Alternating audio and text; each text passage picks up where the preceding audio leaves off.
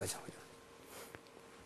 자, 그러면 지금 트리저에서 가장 중요한 것이 바로 이제 모순이라는 건데, 모순이라는 것이 말하는 바가 뭐냐? 이 모순은 헨리 알트슐러라는 이분이 1940년에서 50년 사이에 이걸 발견을 했는데, 이 사람이 이제 모순을 찾을 때 아까 자전거의 예에서와 같이 옛날에 어떤 새로운 과학 기술이, 새로운 제품이 나오는 과정에서 바로 모순이 등장했죠. 자전거에 모순이 등장했잖아요. 그죠?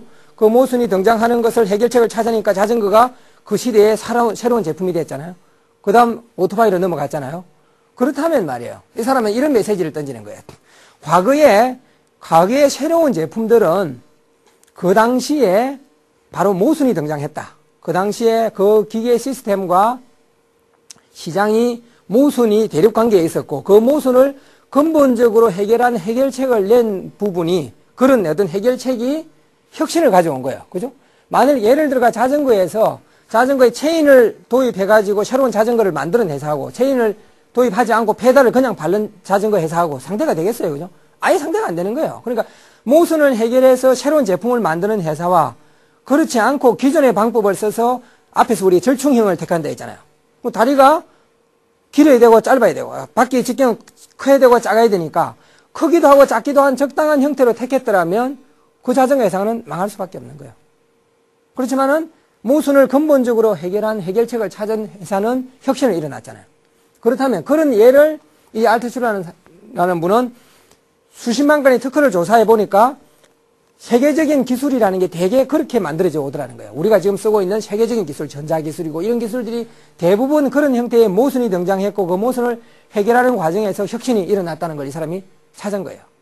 그렇다면 이 사람이 이제 어떤 메시지를 세상을 향해서 던졌느냐면 이런 메시지를 던졌죠. 미래의 새로운 혁신적인 기술은 모순을 해결하면 된다라고 이야기를 하죠. 그렇다면 어떤 사람들이 내가 이제 회사에서 연구를 하는데, 또는 여러분이 내가 가지고 있는 어떤 문제 안에 모순이 있다 이거죠. 모순.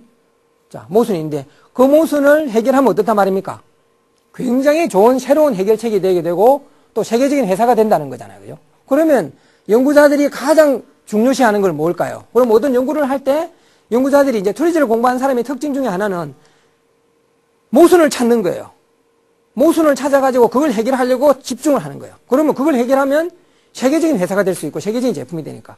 그런데 트리저를 공부하지 않은 사람은 어떻게 하느냐 하면 모순은 절대로 안 하려고 하죠. 모순만 나오면 그냥 안 하려고 해요. 이건 절대로 안 돼. 이건 해결할 수 없어. 심지어 모순이 나오는 문제를 자기한테 주면 엔지니어들이 어떤 생각까지 하느냐 하면 이 사람들이 내일 자르려고 하느냐 이런 생각까지 해요. 왜? 이 문제 해결 안 되지 않느냐. 지금까지 내가 다 해봤고 다른 우리보다 훨씬 더 앞서 있는 회사들도 해결 못한 걸 내가 어떻게 해결하는 거냐. 이건 해결책이 없어. 이런다. 그런데 트리저 쪽을 공부한 사람들은 모순이 나오는 걸 그렇게 좋아하고 안 보이는 모순을 억지로라도 모순을 찾으려고 해요. 모순을 찾고 나면 그 모순을 해결을 하는 방법론을 트리저가 가지고 있거든요. 다음 시간에 우리는 바로 그 트리저의 모순을 해결하는 분리 원리라는 새로운 방법을 배우게 될 거예요. 그걸 배우고 나면 어떠한 모순에 대해서도 그 해결책을 찾아가는 방법론을 익히게 된다 이거죠. 그걸 하게 되죠. 그래서 이 사람이 새로운 기술의 혁신을 가져오려고 하면 모순을 찾고 그리고 그 모순을 해결해라. 그러면 당신 회사가 혁신이 일어날 거다.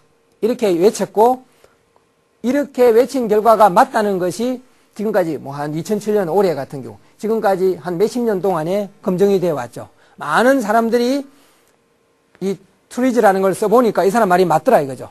맞으니까 이제는 굉장히 많은 회사들이 쓰기 시작했어요. 특히 삼성 같은 경우는 전 세계에서 이 트리저를 가장 잘 쓰는 회사가 돼 있어요.